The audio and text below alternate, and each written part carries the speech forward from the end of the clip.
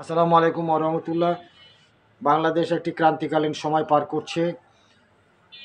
এখন বিজয়ের মাস। এই বিজয়ের মাসে আমরা এক সাগর রক্তের বিনিময়ে বাংলাদেশের স্বাধীনতা বিজয় অর্জন করেছিলাম। অনেক রক্ত, অনেক ত্যাগ, অনেক তিতিক্ষা, অনেক মা বোনের ইজ্জত, এত কিছুর বিনিময়ে সেই বিজয়ের মাসে এসে আমাদেরকে হোঁচট খেতে হলো নানা আন্তর্জাতিক ষড়যন্ত্র এবং দেশীয় নানা ধরনের চক্রান্ত মোকাবেলা করতে হচ্ছে এই মাসে। এটা সাংঘাতিকভাবে খুবই খারাপ লক্ষণ।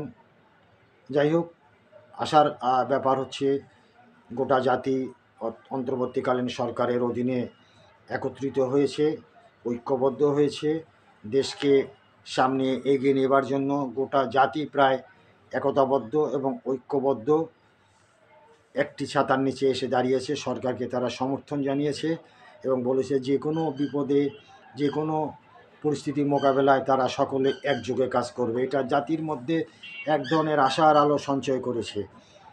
আমরা আশা করব বাঙালি বীরের জাতি যে কোনো বিপদ, যে কোনো শত্রুতা, যে কোনো ষড়যন্ত্র মোকাবেলা করতে সমর্থ হবে।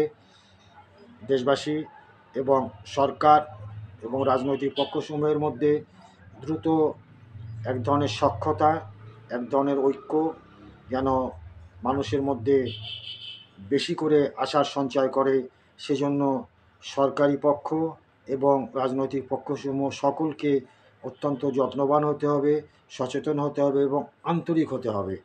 এটা দেশবাসীর প্রত্যাশা। সে প্রত্যাশা পূরণে সকল পক্ষকেই ঐক্যবদ্ধভাবে কাজ করতে হবে। আমরা সে আশায় রইলাম, জাতি যেন একত্রিতভাবে সমস্ত কিছু মোকাবেলা করতে পারে। ভালো থাকবেন।